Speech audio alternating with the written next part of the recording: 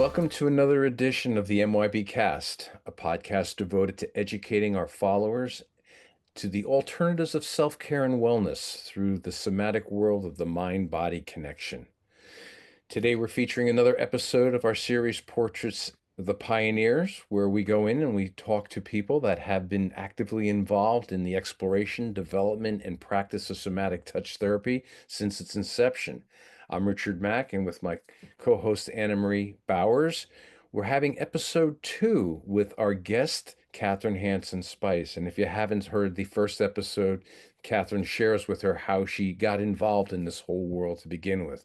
So without further ado, I'll pass it over to my co-host Anna Marie, and let's kick it off. Thanks, Richard. Really appreciate being part of this, and thanks for the Mind Your Body organization for sponsoring this, along with the Foundation for Somatic Touch. So, welcome again, Kathryn. It's nice to explore again. You had talked a little bit about your personal experience getting involved in somatics, and so for this second session, we're intrigued about what kinds of things you saw happen with your clients, what kind of changes or observations you saw happen with your clients. And so that's part one. Part two, because you're so involved in taking your work to the community, I'm also really intrigued by what kinds of communities you were able to do this work with over time, and where you felt the most, where there was the most receptivity or change or things that you saw happen with that. So anything along those lines. Okay. Well, when I think of how many clients have I seen all these years, I have no idea. But what comes to mind is more little vignettes. I'm talking about the individuals right now. One example of the power of the work is just this client came in just contracted in pain. And all she could tell me, and I hadn't met her before, all she could tell me was, I am a ball of pain. Oh, And I'm thinking, who am I to know how to address a ball of pain? My gosh. And then Milton arrives in my head, and, it was more about look for where the person can move. We want to reinforce the positive here. And is that possible? So I have her propped up in every pillow I own and, trying to get her comfortable. And make a long story short, the only place I found I could really touch her without her flinching was her big toe. So, but to be in that search of where does it feel good in this body, not how do I fix this body, or, and knowing that letting go into pillows is a way of arriving in as much softness as you can. But my curiosity to find the ease just really surprised me, that's what I brought to it. And at the end of that tiny, tiny touch, and, a little big toe could move and the foot started to relax a little bit, and this, the end of it, she says, I have this shoulder that's killing me. And I have hope. oh, It brings wow. tears to my eyes, because isn't that what it's all about? Someone has to feel that change is possible. Yeah. And if we touch people in a way they're just in more pain, we know the nervous system is looking, am I safe? Am I not safe? And if we develop our life patterns around, do I need to contract and protect myself, or get out of here and protect myself? Or can I welcome what's here? Am I open enough, feel safe enough? And that I can thank Deb Dana for that thought process for me. And so to have somebody, the pattern became isolated. Instead of contracting around the sore shoulder, she felt her shoulder. And she felt that something radical had changed. And I don't know, what did I do? Very little. So what I kept learning from clients, it isn't what I do. It isn't, something's happening here that's bigger than me. I don't know what it is, but it isn't because I did just that, but I learned that it was just how I was there. Could I just be there? And I think that's what creates a safety. And I um, recently had another client who it really surprises me where things go because you don't know what's going to unfold here. And so what I think I focus more on, what I'm not looking for anything, an emotional release or anything, but I'm just being intuitive in some way. And this woman I always have people stand up, let's check in, let's name what is, let's find out what is. Are you in a lot of pain? Where are you restricted? Where can you move? Where can't you move? And we kind of do an inventory. And I find that one of the most powerful things is let's just name what is. And if you feel awful, that's what we're naming. And then you can name, well, you can switch the attention to how would you like to feel? And if you can help them name that, well, yeah, I feel so miserable, my shoulder's killing me. I'd really love to feel freedom in my shoulder. Okay, great. Let's make this session about freedom. And then everything I do is around that theme of freedom. Well, this client stands up and everything she does is like, awkward and stiff. I don't know where it came from, but I have a big thing of toys. I love stuffed animals. I picked one of my little beanie babies and handed it to her. And she just went, I didn't say anything to her about it. I just handed it to her and she said, oh. I said, something switched there. What's that? What's going on? She says, I need to be babied. Where to come from to hand her a toy, and what she felt was nurturing, this softness, she felt her desire to nurture this thing. And then she went to, I need nurturing. And so the whole session became around, what does being nurtured feel like? And so I find when we're looking at the messages we learn, the patterns we have come from our life experiences. And did I feel safe or did I feel unsafe? Did I protect myself? And maybe it isn't all emotional. A lot of my issues are I was born pronated. I had my feet pronated in the crib, my mom said. So I spent my life holding myself up from my shoulders, though I didn't know that. And it wasn't until Bob King in the AMTA massage therapy world taught me about pronation. So the mind-body connection, it's all, you can't separate these things. And so here I'm going to do a Traeger session, which you think, well, it's about rocking. Well, it isn't. It's about teaching her what nurturing feels like. So I think that's where the whole umbrella of mind-body connection just shapes how we work. And you also, by your presence, then give space for that client to be able to name their feeling state rather than intake, lay down, here we go ahead. You provide pause. That I love your website, that pausability. I absolutely love that. It's just a really powerful thing to give someone else the space to name their feeling state. Yeah, and that comes from me from the polyvagal theory, the power of naming. And having like the class you were in, Richard, and it seemed I learned that from you all. What everyone kept saying was, wow, if all I did was name where I am in the ladder or in the circle, the spiral, however we think of it, and there isn't 3 states, there's 1,000 states, but where can you be where are you? How are you feeling in this moment? Is not something we usually have much awareness about. You ask your client that question, they don't know what to say.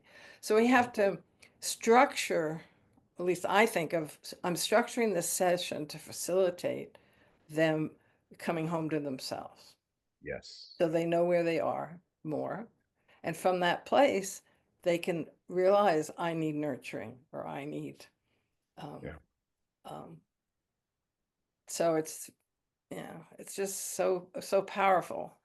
And I think when Yes. I think of what I've in community, it's more like I was thinking, where can I take touch in an accessible way?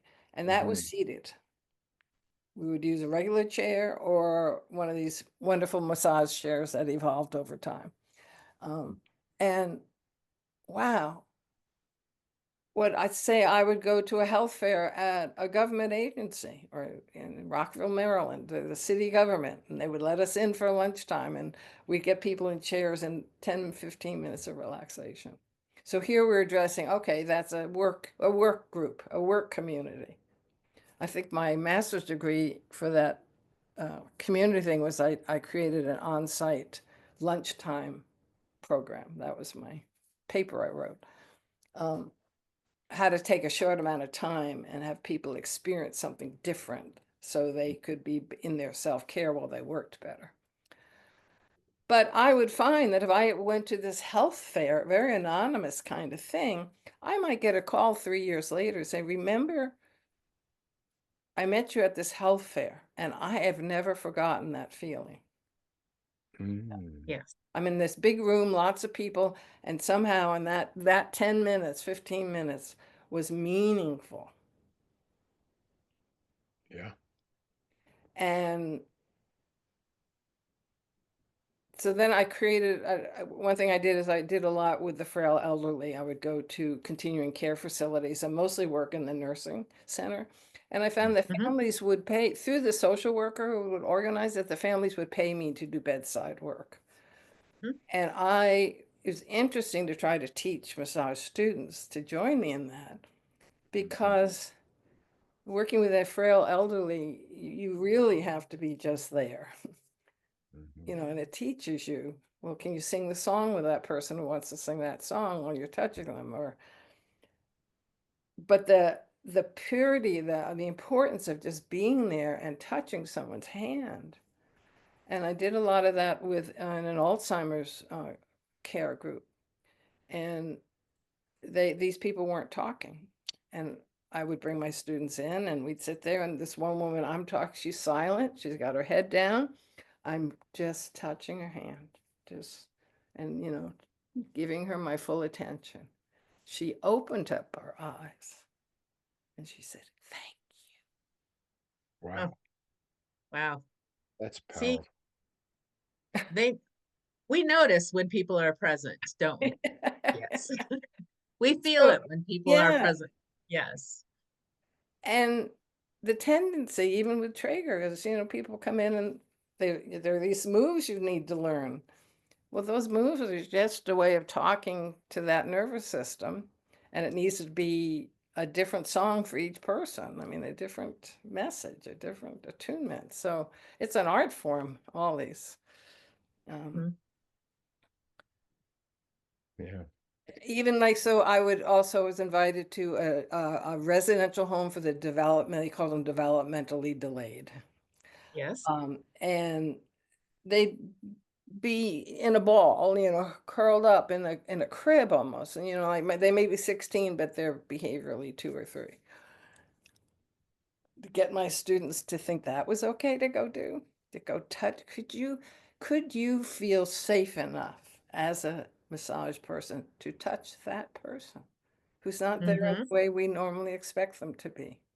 Who And so might not be able to verbalize back to you about what they're feeling. Yes, or tell you what that's a they need whole, or any of that. yes, that's a really different experience.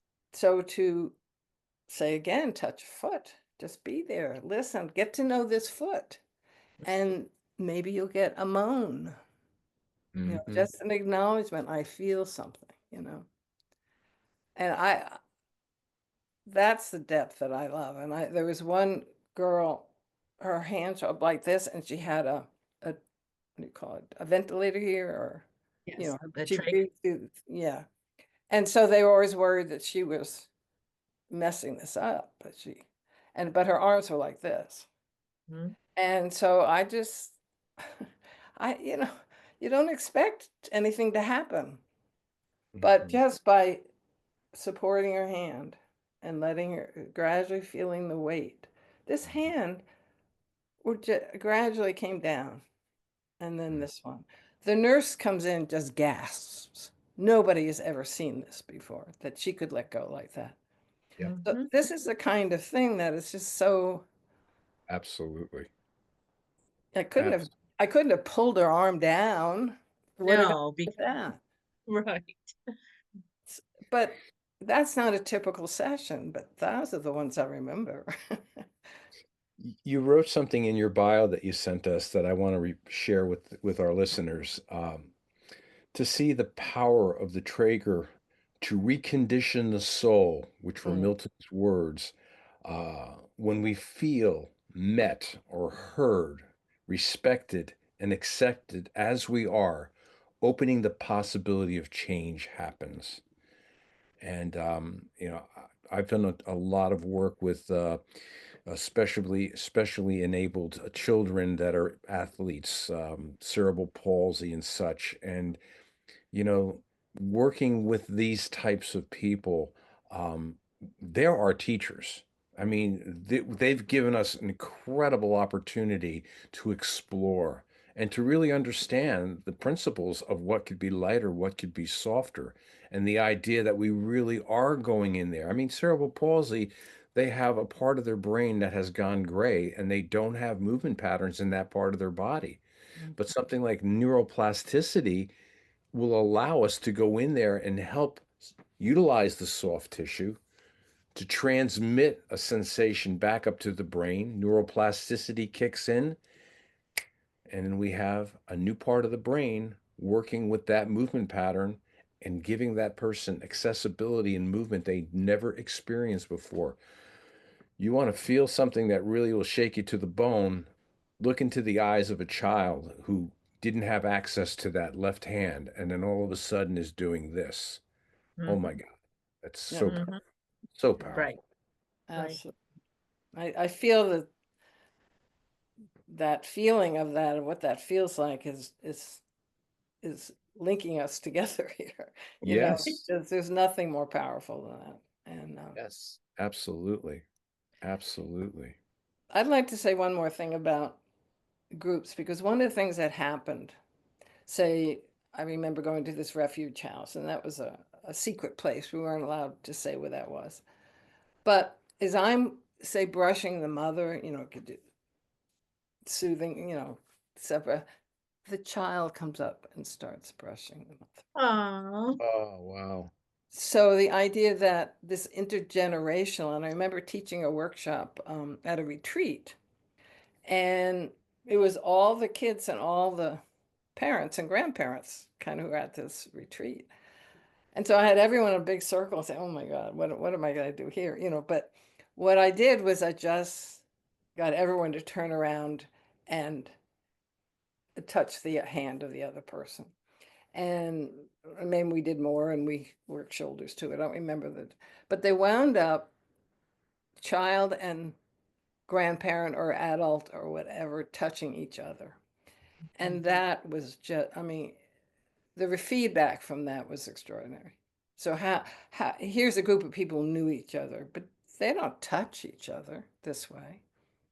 Right. The kind of touch we're talking about that we incorporate that allows that change with CP, that is coming from a really heartfelt, sensitive place. And so can you take, I think I was pretty good at taking a group of strangers or people who knew each other and get them connect at a deeper level through touch by teaching them how to touch that way.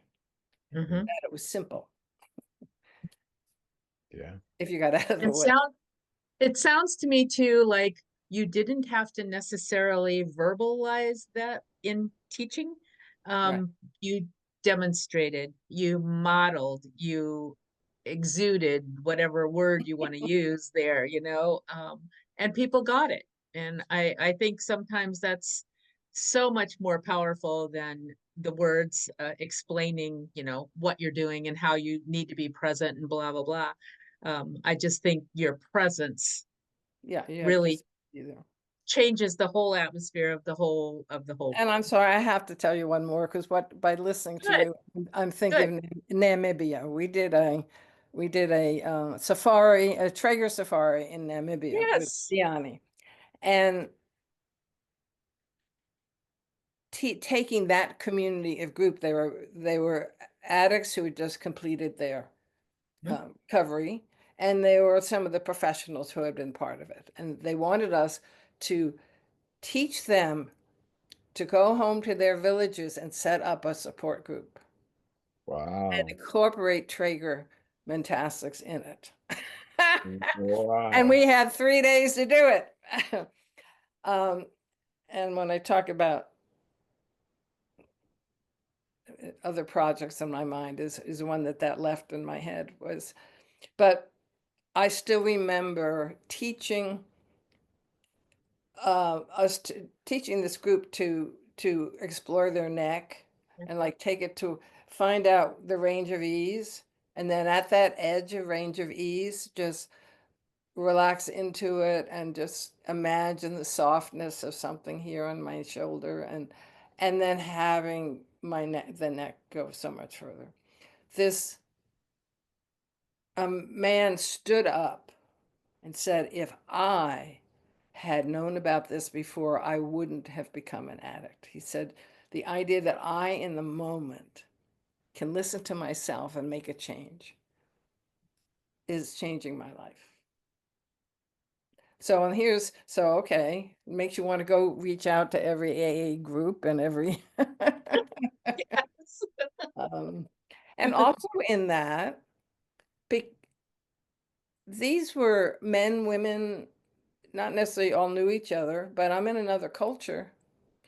But I'm looking around and there are two black men, and I don't mean, I mean in the sense that they were not used to this at all in this culture.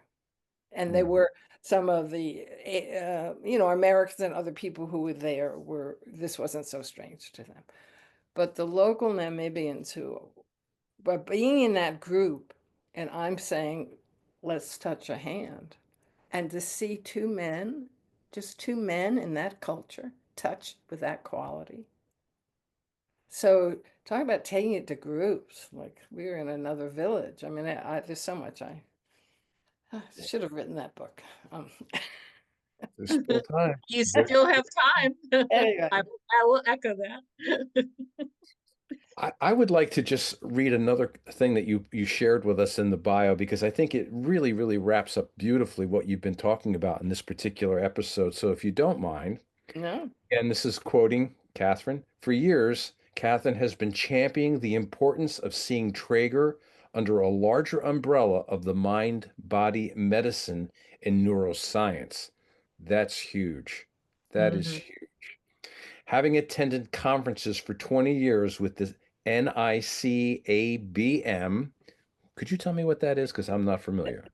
the National Institute for the Clinical Application of Behavioral Medicine.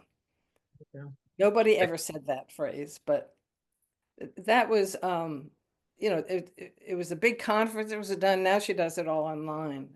For Ruth Buczynski. So it's been a very significant group bringing all this. And they're still actively involved right now? Something that we should look into. Anna Marie, maybe some people there that we want to talk to as well. And I continue. She was struck on how our work uniquely offers the body-based education grounded in somatics, mindfulness, and trauma sensitivity that offer therapies now promote. She has passionately taught how neuroplasticity, trauma, sensitivity, and the polyvagal theory offer new languages for expressing the transformative power of Traeger, touch and movement to reshape our habitual patterns. She has highlighted that the embodiment and facilitate safety, engagement, and enrichment, the key factors that turn on the brain's capacity to change. That last sentence, I think, really sums it up. Beautifully written, Kathryn. Beautifully written. So, I think that this is a good place for us to end this particular episode, and we're going to invite Kathryn to sit in for just one more, and that is when we're going to talk a little bit about what she's been currently doing as of late, and more heavily involved in things like the polyvagal theory and so forth. So, come join us in that round. Anna Marie, you have anything you want to share? No, just come see the third one. Okay, great. Kathryn, stay tuned. We'll be back for another Okay. episode.